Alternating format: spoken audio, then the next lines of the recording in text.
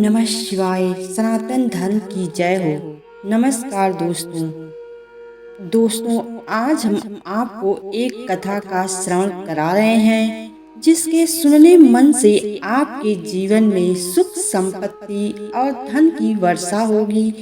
तो चलिए कथा का श्रवण करते हैं। तो दोस्तों, यदि चैनल पर नए हैं तो कृपया चैनल को सब्सक्राइब करके बेल आइकन को प्रेस कर लीजिए, जिससे आप सदैव सनातन धर्म से जुड़े रहेंगे। एक जंगल में एक तोता और मैना प्रेम पूर्वक आपस में मिलकर रहा करते थे। उनमें बहुत प्रेम था। एक दिन किसी विवाद के कारण तोता और मैना के बीच झगड़ा हो गया। तोता ने कहा कि इस संसार में सबसे बड़ा पापी और विश्वासघाती स्त्री है। मैना ने जवाब दिया कि इस संसार में सबसे ज्यादा पापी और विश्वासघाती पुरुष होते हैं। जब वे दोनों आपस में लड़ते रहे और अपने विवाद का निदान करने के लिए वे भगवान शिव के पास गए और अपनी बात बताई। शिव जी ने तोते से कहा, तुम कैसे कह सकते हो कि संसार में स्त्री पुरुषों की अपेक्षा ज्यादा पापी और विश्वासघाती हैं? अगर आप यह कहानी सुन रहे हैं तो पूरा सुनिए। इस कथा को आधा अधूरा छोड़कर जाने की गलती मत करिएगा, क्योंकि इस पवित्र कथा को पूरा सुनने से मन चाहे फल की प्राप्ति होगी। इसलिए इस कथा को पूरा सुने, भोलेनाथ का अनादर ना करें। तोता बोला, प्रभु मैं आपको एक कहानी सुनाना चाहता हूँ जिससे हम सबको यह साबित होगा कि स्त्री पुरुषों की अपेक्षा ज्यादा पापी और विश्वासघाती होती है। फिर भगवान शिव बोले, ठीक है, तुम कहानी सुनाओ। श्रोताओं, तब तक माता पार्वती आ जाती हैं और कहती हैं, मुझे भी यह कहानी सुननी है, मैं भी सुनना चाहती हूँ। तब भगवान शिव कहते हैं, ठीक है देवी, आप भी सुनो। फिर तोता भगवान शिव और माता पार्वती के सामने कहानी सुनाने लगता है। एक राज्य में अग्रसेन नाम का राजा राज्य करता था। उसके पास 4 बेटे थे जो सभी बहुत बहादुर और प्रतापी थे। लेकिन सबसे बड़ा बेटा, जिसका नाम चंद्रसेन था, वो केवल प्रताप की बल्कि बहुत ही सुंदर था। उसकी पत्नी चंद्रप्रभा भी बहुत सुंदर और रूपवान थी। वह अपने आगे किसी दूसरी स्त्री को सुंदर नहीं मानती थी। एक दिन राजा अग्रसेन ने अपने बेटे चंद्रसेन को उसकी किसी बात पर नाराज होकर राज्य से निकाल देने का आदेश दिया। राजा का यह आदेश सुनकर सभी इस बात से चिंतित हो गए। फिर चंद्रसेन अपने महल में गया और उदास हो गया। उधर चंद्रसेन को उदास देखकर उसकी पत्नी ने पूछा, प्राणनाथ, आप उदास क्यों हैं? आपका चेहरा इतना मुरझाया क्यों है? राजकुमार होकर भी आप इस तरह चिंतित क्यों हैं? तब चंद्रसेन सोचने लगा कि मैंने बहुत बुरा किया है और अपनी सारी बात अपनी पत्नी को बता दी। फिर उसी समय उसकी पत्नी मूर्छित हो जाती है। फिर दासियों ने चंद्रप्रभा गुलाब का पानी का छिड़काव किया। तब जाकर वो होश में आ गई और होश में आकर चंद्रप्रभा ने अपने पति राजकुमार चंद्रसेन से कहा, आप मुझे छोड़कर प्रदेश चले जाएंगे, मैं आपके बिना कैसे जी पाऊंगी? मैं भी आपके साथ ही चलूंगी। तब राजकुमार चंद्रसेन कहता है, तुम मेरे साथ कैसे चल सकती हो? क्योंकि दूसरे राज्य में अनेक प्रकार के संकट होते हैं और तुम नरम नाजुक महलों में रहने वाली महलों के बिना यह कष्ट कैसे बर्दाश्त कर पाओगी? फिर तो राजकुमार चंद्रसेन की बात को सुनकर रानी चंद्रप्रभा कहती है, प्रीतम, जितने दुख दूसरे राज्य में आएंगे वो सब हमारे साथ होते हुए सुखी से भी अधिक सुखमय लगेंगे। महल के सुख बिना आपके जंगल के दुखों से भी अधिक डरावने लगेंगे। इसलिए मैं भी आपके साथ चलूंगी। अब तोता कहता है, प्रभु।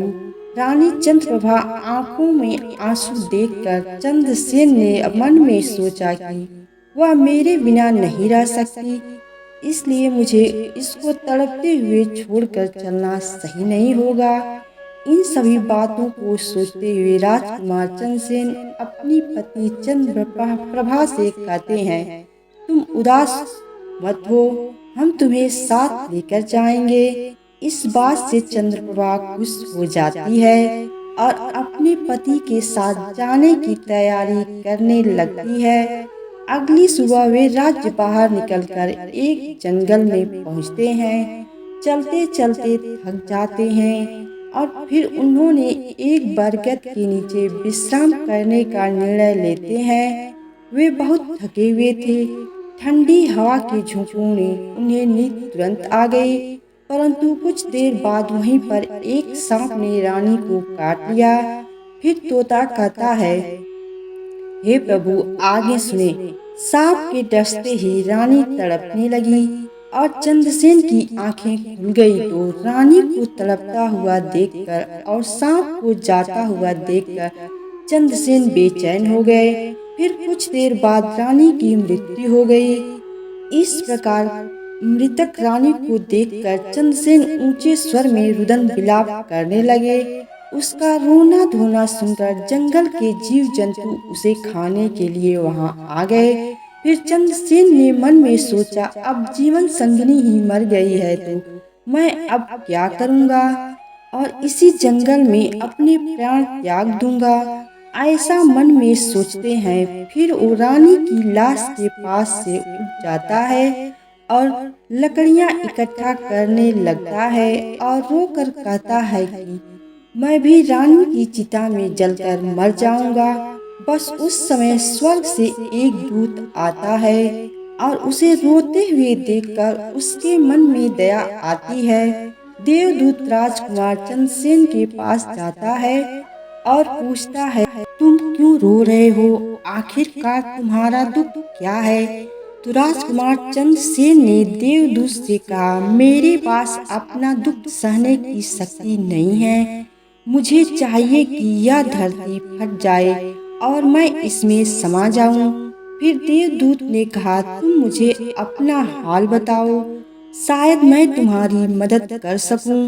फिर चंद्रसेन ने, महाराज, मैं एक राजकुमार हूँ और राजा अग्रसेन का बेटा हूँ। मेरे पिता ने मुझे राज्य छोड़ने के लिए कहा था, इसलिए मेरी पत्नी और मैं इस जंगल में चलते चलते यहाँ आ गए। यहाँ आकर मेरी पत्नी को सर्प ने काट लिया है और उसकी मृत्यु हो गई और मैं लकड़ियाँ इकट्ठा कर रहा हूँ ताकि मैं अपनी पत्नी के साथ ही जलकर अपने आप को भी अग्नि के हवाले कर सकूं। तब तोता कहता है, हे प्रभु, आगे सुने। चंद्रसेन की बातों को सुनकर देवदूत कहते हैं, राजकुमार, ये संसार है, यहाँ इंसानों का आना जाना लगा रहता है। इस शरीर को एक दिन सबको त्याग देना पड़ेगा। तू भी इसे जानता है। इस संसार में कोई भी किसी के साथ नहीं आता है और ना ही किसी के साथ जाता है। फिर भी तुम मूर्खों की तरह यह बात कर रहे हो। अगर तुम जीवित रहोगे तो बहुत सारी रानियां तुझे मिलेंगी, इसलिए मेरे कहने पर मरने का विचार छोड़ दो। इस मानव शरीर को प्राप्त करने के लिए देवता भी बेहद इच्छुक होते हैं, तो फिर इस शरीर को क्यों नष्ट करना चाहते हो? इस प्रकार देवदूत शब्दों को सुनकर चंद्रसेन कहता है, महाराज, आपने जो कुछ कहा है वह सत्य है, किंतु ऐसी पतिव्रता पत्नी मुझे किसी जन्म में भी नहीं मिलेगी, इसलिए मैं इसके साथ ही मरूंगा। देवदूत ने जान लिया कि ये अपनी पत्नी के बिना नहीं जी पाएगा। तब देवदूत ने चंद्रसेन से कहा, राजकुमार, तेरी पत्नी के जीवित करने के लिए केवल एक ही उपाय है। अब तू मेरी बात को ध्यान से सुनो। यदि तुम इस उपाय को कर सकता है तो तेरी रानी जीवित हो सकती है। फिर चंद्रसेन ने कहा, महाराज, आप जो कुछ भी कहेंगे वह सब करने के लिए तैयार हूँ, केवल मेरी पत्नी को जीवित कर देना। तब देवदूत ने कहा, तुम्हारी रानी की आयु केवल 20 वर्ष थी, जिसने इसे बिता दिया। इसके बदले तेरी उम्र 70 वर्ष की है, जिसमें से 30 वर्ष बीत चुके हैं। तेरी जीवन काल में 40 वर्ष अब भी बाकी है, यानी तुझे 40 साल और जीने का अवसर है। यदि तू अपनी पत्नी को अपना आधा जीवन समर्पण कर देता है तो तुम दोनों की आयु समान हो जाएगी। अगर तुम यह मान लो, रानी जल्द ही ठीक हो जाएंगी। इस तरह देवदूत की बात सुनकर राजकुमार चंद्रसेन ने कहा, मुझे मान्य है। फिर देवदूत ने चंद्रसेन के हाथ में पानी दिया और 20 वर्षों तक रानी के पैरों पर पानी डालने का संकल्प लिया। अब जैसे ही चंद्रसेन ने संकल्प किया कि वह जल को रानी के पैरों पर डालेगा, तब देवदूत ने कह दिया, पानी को पैरों पर डालने से पहले मेरी एक बात को ध्यान से समझ लो। इसमें एक गुप्त रहस्य भी है। अभी तो तुझे रानी की आवश्यकता है, तुम पानी डालकर उसे सह सकते हो, लेकिन भविष्य अगर रानी की आवश्यकता नहीं पड़ती है तो तुम अपने संकल्प को वापस ले सकते हो। और जब तुम वह संकल्प वापस लेते हो तो तुम्हारी रानी की तुरंत मौत हो जाएगी। परंतु एक बात हमेशा याद रखना, इस संकल्प को कभी वापस न लेने की बात रानी से कहना मत, वरना तुम अपने संकल्प को वापस नहीं पा सकोगे। हमेशा याद रखना, जीवन में कुछ बातें हमेशा छुपा कर रखनी चाहिए, क्योंकि कभी कभी ये बातें काम आ सकती हैं। फिर तो ऐसा कहकर और उस रानी के सामने आकर वो देवदूत जो थे अंतर ध्यान हो गए। फिर चंद्रसेन कहने लगा, तुम बहुत थकी हुई हो, इसलिए मैंने तुम्हें नहीं जगाया। इस प्रकार राजकुमार चंद्रसेन ने अपनी रानी से सारी बातें छिपा दी थी। सब तुम्हें काट लिया था और तुम मर गई थी। मैंने तुम्हें फिर जीवित कैसे किया है, यह सब राजकुमार ने अपनी पत्नी से छिपा लिया। फिर तोता बोला, प्रभु। फिर वो दोनों आगे बढ़ गए। कई दिनों बाद उन्होंने बहुत ही सुंदर स्थान देखा। वहाँ पर एक फकीर की कुटिया थी। जब वे वहाँ पहुँचे तो उन्होंने देखा कि एक सुंदर युवक फकीर पानी पी रहा था। वे दोनों बहुत ही थके हुए थे, इसलिए वे फकीर के पास बैठ गए। उस समय राजकुमार ने रानी से कहा, रानी हमें प्यास लगी है, हम कुएं पर जाकर पानी पी आते हैं। अगर तुम भी प्यासी हो तो तुम्हारे लिए पानी ले आते हैं। तब राजकुमार की बात को सुनकर रानी ने कहा, मुझे तो प्यास नहीं लगी है, आप जाइए पानी पीकर वापस आइए। इसके बाद रानी का जवाब सुनकर राजकुमार चंद्रसेन एक लंबी रस्सी लेकर कुएं की तरफ जा रहे हैं। चंद्रसेन पानी पीने पहुँचे तो राजकुमारी चंद्रप्रभा उस फकीर की ओर देख रही है। चंद्रप्रभा फकीर की सुंदरता को देखकर उस पर मोहित हो गई। वह उसको दिल दे बैठी थी। अब वह फकीर से कह रही है, फकीर साहब, आप यहाँ बहुत खुशी से रहते हैं। फकीर ने कहा, तुम भी मेरे साथ रह सकती हो, लेकिन तुम्हारे पति भी साथ में हैं, कैसे तुमको रख सकते हैं। इसके बाद राजकुमारी चंद्रप्रभा ने फकीर के सामने अपनी प्रेम लीला प्रकट की तो फकीर ने कहा, मैं एक उपाय बताता हूँ। तुम अपने पति को जिस कुएं में पानी पीने गया है, तुम उसी कुएं में ढकेल देना, फिर जो होगा देख लेंगे। फिर तो फकीर की बात सुनकर चंद्रप्रभा ने कहा, ठीक है, मैं ऐसा ही करूँगी। अब इतनी ही देर में राजकुमार चंद्रसेन पानी पीकर रानी के पास आया तो रानी कहने लगी, मुझे भी अब प्यास लग रही है, कुएं पर वापस चल करके मुझे भी पानी पिलाओ।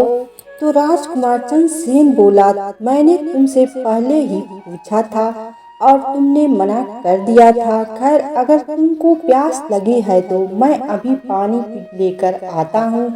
तब चंद्रसेन पानी लेने चला तो रानी भी उसके साथ चल दी और कहने लगी, मैं भी तुम्हारे साथ चलती हूँ। बेचारा चंद्रसेन तो उसके प्रेम में पागल था। उसको क्या मालूम था कि यह मेरे प्राण लेने के लिए मेरे साथ आ रही है। श्रोताओं, वास्तव में विद्वान सच कहते हैं, स्त्रियों के चरित्र को देवता भी नहीं जान सकते। मानव क्या चीज होती है, उनके जाल में अच्छे बुद्धिमान भी फंस जाते हैं। जब राजकुमार चंद्रसेन कुएं पर जाकर पानी भरने के लिए ढोल भरता है तो रानी ने अपने पति यानी राजकुमार चंद्रसेन को धक्का देकर कुएं में गिरा देती है और खुद फकीर के पास चली जाती है। वह फकीर रानी को अपने साथ ले जाकर एक राज्य में बस जाता है। वहाँ दोनों रहने लगते हैं। फकीर ने रानी को ऐसा नाचना और गाना सिखाया कि वह नृत्यांगना के रूप में मशहूर हो गई। धीरे धीरे वह राजकुमारी पूरे नगर में प्रसिद्ध हो गई। इस तरह रानी के नृत्य और गीत के कारण वह फकीर के पास लाखों रुपए बन गए। रानी भी उस फकीर के साथ मस्ती में रहने लगी थी।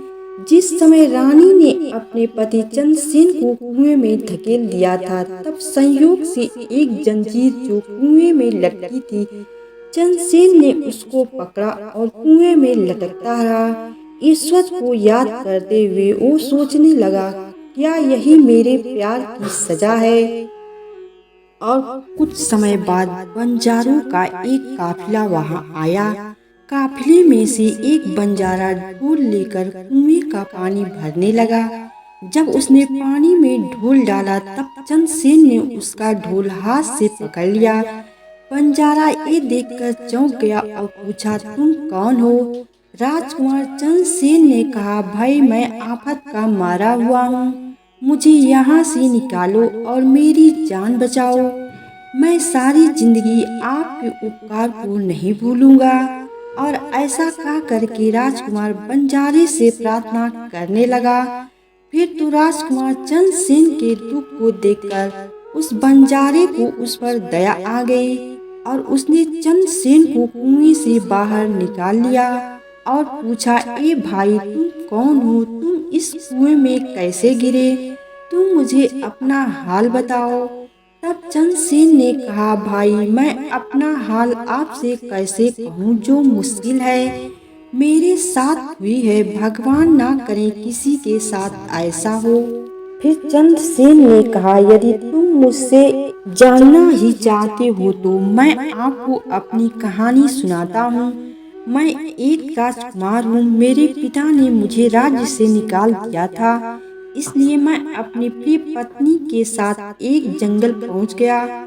मेरी पत्नी और मैं एक दूसरे से बहुत प्यार करते थे। जंगल में एक सांप ने मेरी पत्नी को काट लिया, जिससे उसकी मृत्यु हो गई। मैं जब अपनी पत्नी के साथ मरने जा रहा था, एक देवदूत ने मुझ पर दया की और मेरी आयु के 20 वर्ष मेरी पत्नी को देने के बाद उसे पुनः जीवित कर दिया। फिर हम उस जंगल से आगे बढ़े। कुछ दिनों बाद हम एक स्थान पर पहुँचे जहाँ एक फकीर का डेरा था। मुझे प्यास लगी। मैं पानी पीने के लिए जब वापस आया तो मेरी पत्नी ने मुझसे कहा कि उसको भी प्यास लगी है, मुझे भी पानी पिलाओ। और इसी तरह कहकर मेरी पत्नी मेरे साथ उस कुएं पर पहुंची। मैं कुएं से पानी निकाल रहा तो उसने मुझे पीछे से धक्का दिया। कुएं में लटकी हुई एक जंजीर मेरे हाथ में, जिससे मैं कुएं में गिरने से बच गया।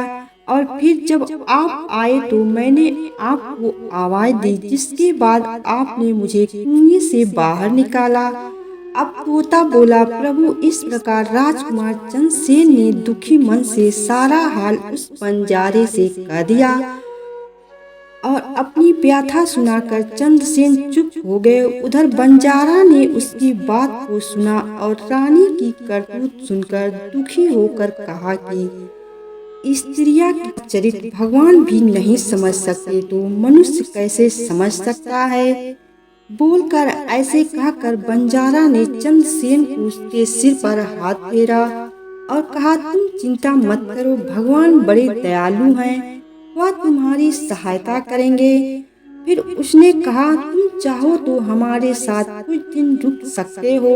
चंद्रसेन ने उन बंजारों के साथ रहने का मत हो गया। फिर उनकी सहायता से कुछ दिनों बाद उसी राज्य में पहुंचा जहां उसकी पत्नी चंद्रप्रभा व फकीर रह रहे थे। उस राज्य को देखकर उसने बंजारे से कहा, भाई मेरी इच्छा है कि मैं कुछ दिन इस राज्य में रहूं। तब बंजारे ने कहा, आप जैसे चाहें, मुझे कोई आपत्ति नहीं है। फिर राजकुमार चंद्रसेन जो बंजारे से विदा होकर राज्य में आया, काम की तलाश में घूमने लगा। कुछ दिनों बाद राजकुमार की मेहनत परिश्रम देखकर उसे एक बड़े व्यापारी ने अपने पास नौकरी पर रख लिया।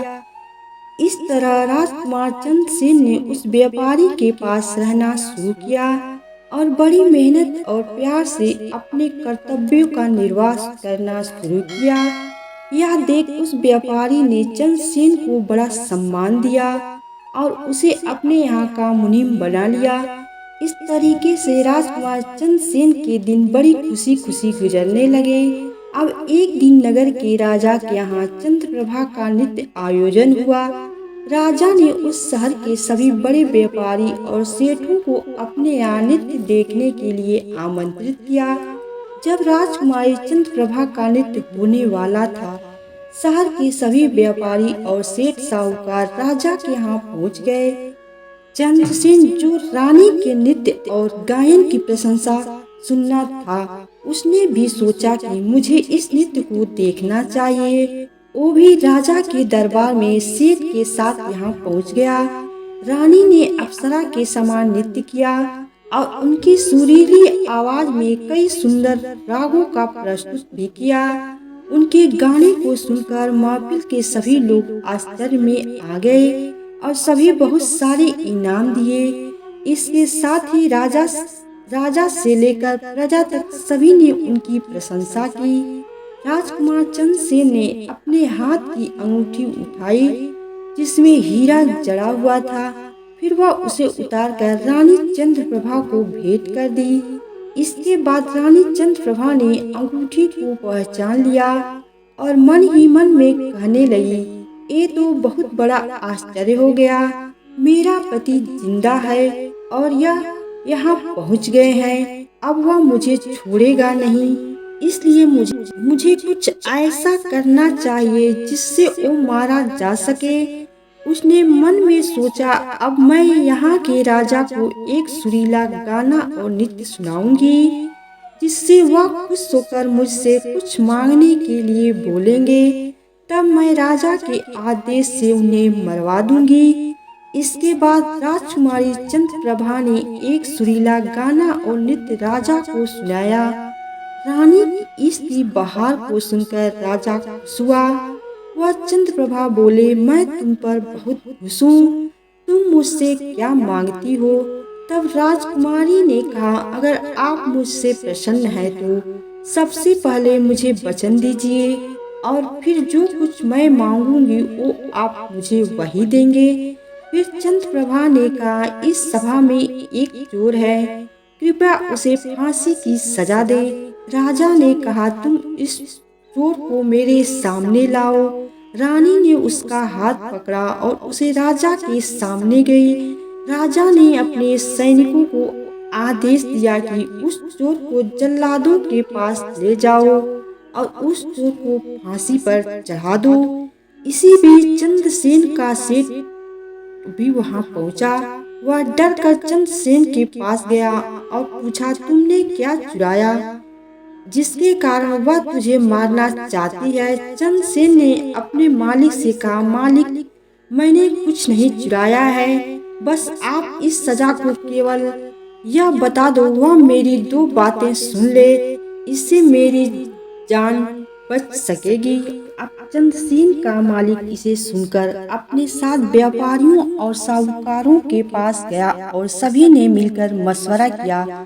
उन्होंने कहा, मित्रों, या तो राजा न्याय करे या हम सभी इस शहर को छोड़कर कहीं और चले जाएंगे। और इस प्रकार सभी व्यापारी राजा के पास गए और कहने लगे, राजा साहब, हमारा मुनीम निर्दोष है। वह अपनी दो बातें आपको कहना चाहता है, फिर भी आपको लगे कि उसने अपराध किया है तो उसे फांसी दे दें। लेकिन मेरे मरने से पहले राजा केवल मेरी दो बातों को जरूर सुने। फिर राजा ने व्यापारियों की बात सुनकर कहा, ठीक है, मुनीम को बुलाओ। चंद्रसेन को लेकर राजा के सामने लाया गया और राजा ने कहा, तुम जो कुछ कहना चाहते हो वो मेरे सामने कहो। राजकुमार चंद्रसेन ने कहा, महाराज, मैंने क्या दोष किया है जिसके कारण आपने मेरी हत्या का आदेश दे दिया है। फिर उसकी बात को सुनकर राजा ने कहा, तू इस नृत्य का चोर है। चंद्रसेन ने कहा, नहीं रहा महाराज, मैं इसका पति हूँ जो मुझे कुएं में धकेलकर एक फकीर के साथ चली आई है। राजकुमारी चंद्रप्रभा ने समझ लिया कि बात बिगड़ रही है। तब राजा से कहती है, महाराज, मैं इसकी पत्नी नहीं हूँ। ये झूठ बोल रहा है। एक कौन है? मैं इसे जानती तक नहीं हूँ। ये तो मेरा चोर है, मैं सिर्फ इतना ही जानती हूँ कि। फिर राजा चंद्रसेन ने कहा, अगर यह मेरी पत्नी नहीं है तो वो सब जो मैंने रास्ते में छोड़ा था वह मेरी अमानत के रूप में वापस कर दे। फिर चंद्रसेन रानी की ओर देखा। राजकुमार ने अपनी अमानत को लौटाने की बात राजकुमारी चंद्रप्रभा ने इसे स्वीकार कर लिया। तब चंद्रसेन ने कहा, अच्छा, अब तुम अपने हाथों में पानी लो, हमारा न्याय इसी सभा में होगा। पानी लेकर वह जमीन पर रखा और कहा, वह वस्तु जो मेरे पास रास्ते में दी गई थी मैं अब वापस कर रहा हूँ। रानी ने भी पानी लिया और कहा, जो वस्तु इसने मुझे रास्ते में दी थी मैं अब वापस कर रही हूँ। जैसे ही वह अपने हाथों का पानी छोड़ा, रानी के प्राण छूट गए। यह दृश्य देखकर वहाँ लोग हैरान रह गए। तो राजा ने यह देखकर चिंतित होकर चंद्रसेन से कहा, यह क्या हो गया? बताओ मुझे सच्चाई। तब राजकुमार चंद्रसेन ने अपनी कहानी शुरू की। अपने जीवन की सब घटनाओं को खुलकर बताते हुए उसके देश निकाले जाने से लेकर अब तक के सभी घटनाओं को सुनाया। राजा सब कुछ सुनकर चंद्रसेन को अपने गले लगा लिया और अपनी बेटी की शादी चंद्रसेन के साथ कर दी। तोता ने कहा, प्रभु, मैंने इस कहानी को सुना है। मैं भी स्त्रियों से घृणा करता हूँ और मैं यह कह सकता हूँ कि इस संसार में स्त्री पुरुषों से अधिक पापी और विश्वासघाती होती हैं। तोते ने भगवान शिव और पार्वती को एक कहानी से यह बता दी कि स्त्री पुरुषों की तुलना में अधिक पापी और विश्वासघाती होती हैं। तो सभी ने इसे सुनकर हैरानी में डाल दिया। पार्वती ने कहा, प्रभु, मुझे लगता है कि तोता सच कह रहा है। स्त्री तो सभी में से केवल एक दो ही बिना नैतिक मूल्यों और ईमानदारी के हो सकती हैं, परंतु पुरुषों में भी ऐसे कुछ हैं जो पापी और विश्वासघाती हो सकते हैं। फिर भगवान शिव ने पूछा, ठीक है तो मैना, तुम कैसे सिद्ध करोगी यह बात? मैना बोली, मैं भी एक कहानी सुनाती हूँ जिससे स्पष्ट होगा कि स्त्री की तुलना में पुरुष अधिक पापी और विश्वासघाती होते हैं। प्रभु, एक गांव में एक परिवार रहता था जो बहुत ही धनवान था और उस धनवान सेठ का बेटा एक अद्भुत प्रकार का आदमी था। सेठ का बेटा इतना जुआरी था कि सेठ उसके बारे में सोचते सोचते परेशान रहता था। एक दिन उनका बेटा जुआ खेल रहा था। उसी दिन उसके पिता का निधन हो गया। फिर भी वह जुआ खेलना बंद नहीं किया, लेकिन पिता की मृत्यु के बाद वह खुल के जुआ खेलने लगा और सब कुछ हार गया।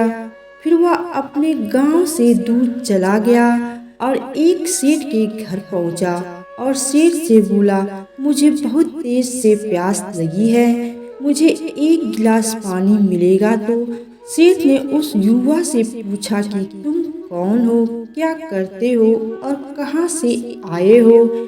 जिसके उत्तर में उस युवा ने कहा, मैं एक व्यापारी हूँ और यहाँ से जा रहा था तो सोचा कि पानी पीकर चला जाऊं। तब सेठ ने पूछा कि तुम कौन सा व्यापार करते हो? तब युवा का कहता है, व्यापार करते समय मेरा सारा सामान समुद्र में गिर गया, इसलिए यदि आप मेरी कुछ मदद करते हैं तो अच्छा होगा। फिर सेठ ने लड़के की बात सुनी और फिर उसकी बातों के जाल में फंस गया और कहने लगे कि बेटा, तुम तो ठीक हो और कुछ कमा भी लेते हो, तो क्या मेरी बेटी से शादी करोगे? अब तो ये बात सुनकर युवा खुश हो जाता है और शादी के लिए हाँ कर देता है, जिसके बाद दोनों का विवाह हो जाता है।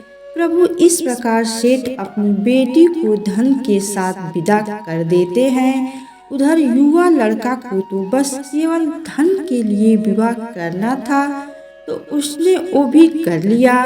अब विवाह के बाद जब युवा सेठ की लड़की को साथ लेकर जा रहा था तो एक जंगल आ गया। वहाँ पर युवा लड़का अपनी पत्नी से बोला, देखो हम अभी जंगल में हैं, यहाँ कोई चोर हमारे गहनों को चुरा सकता है, इसलिए आप अपने सभी गहनों को मुझे दे दें ताकि हम सुरक्षित रख सकें। युवा की पत्नी ने अपने पति पर भरोसा किया और अपने सभी गहनों को उन्हें सौंप दिया, और क्यों ना करे क्योंकि वह उनके पति थे। उसके बाद युवा ने अपनी पत्नी के गहनों को एक पारदर्शी बंधन में बांध लिया और फिर वे जंगल में आराम से ठहरे। इस दौरान युवा के मन में लालच उत्पन्न हुआ और उनकी पत्नी के साथ जाने वाली एक दासी थी जिसे सेठ ने अपनी लड़की के साथ भेजा था। युवा ने फिर उस दासी को मार दिया। फिर उसने अपनी पत्नी को एक कुएं में गिरा दिया और मन में यह विचार किया कि मैं इसके साथ सिर्फ पैसों के लिए शादी की थी, मेरे पास पैसे मिल गए, और उसने सोचा कि वह पानी में डूबकर मर जाएगी।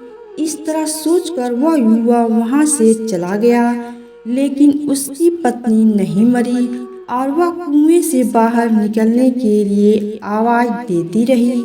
कुएं के पास से एक आदमी गुजर रहा था और जब उसने किसी महिला की आवाज सुनी तो उस महिला को कुएं से बाहर निकाल दिया। फिर कुएं से बाहर निकलने के बाद महिला ने अपनी सारी जानकारी उस व्यक्ति को दी और उस व्यक्ति ने महिला को उसके पिता के घर पहुंचा दिया। अब जब महिला पिता के घर पहुंची तो उसके पिता ने पूछा, तुम्हारे साथ क्या हुआ? महिला कहा, पिताजी, जंगल में कुछ चोरों ने हम पर हमला किया था और दासी को मार दिया, मुझे कुएं में धकेल दिया और पति के बारे में कुछ पता नहीं है। बेटी की बातें सुनकर सेठ जी ने कहा, कोई बात नहीं, भगवान सब ठीक करेंगे। अब मैं यहाँ कहती हूँ कि प्रभु इस दुनिया में स्त्री और पुरुष दोनों ही विश्वासघाती और पापी हो सकते हैं। अब आपके हाथ में न्याय का फैसला है। मैंने भी आपको एक कहानी सुनाई है और तोते ने भी एक कहानी सुनाई है। अब आप ही न्याय करें। उसने अपनी पत्नी को मारा और सारा धन लेकर ये चला गया। अब तोता और मैना की कहानी सुनकर भगवान शिव बोले, ठीक है तोता और मैना, मैंने तुम्हारी कहानी को ध्यान से सुना है, मैं तुम्हारा न्याय करता हूँ। सच में इस संसार में स्त्री और पुरुष के बीच ज्यादा पापी और विश्वासघाती कौन होता है? मेरे लिए स्पष्ट शिव जवाब देते हैं बिना किसी शंका। कि ये सत्य है कि इंसान की सोच को उसके इस स्तर से नीचे आ जा सकती है और वही पापी और विश्वासघाती होता है। चाहे वह स्त्री हो या पुरुष, इंसान को किसी भी प्रकार के पाप करने से पहले यह सोचना चाहिए कि क्या वह सही है या नहीं। पापी और विश्वासघाती होने की कोई जात नहीं होती है, वह इंसान की सोच और कुरीतियों का परिणाम होता है। वास्तव में इंसान की सोच उसके स्तर से नीचे जा सकती है और यही पापी और विश्वासघाती बना देता है। तो दोस्तों, इस वीडियो को बोलते समय जो त्रुटि हो तो मैं आप लोगों से क्षमा चाहती हूँ। नमस्कार दोस्तों, यह कथा आप लोगों को कैसी लगी कमेंट करके जरूर बताएं तथा वीडियो को लाइक और अभी तक चैनल को सब्सक्राइब नहीं किए हैं तो कृपया चैनल को सब्सक्राइब कर लीजिए। सदैव आपके ऊपर भगवान भोलेनाथ की कृपा बनी रहे। हर हर महादेव।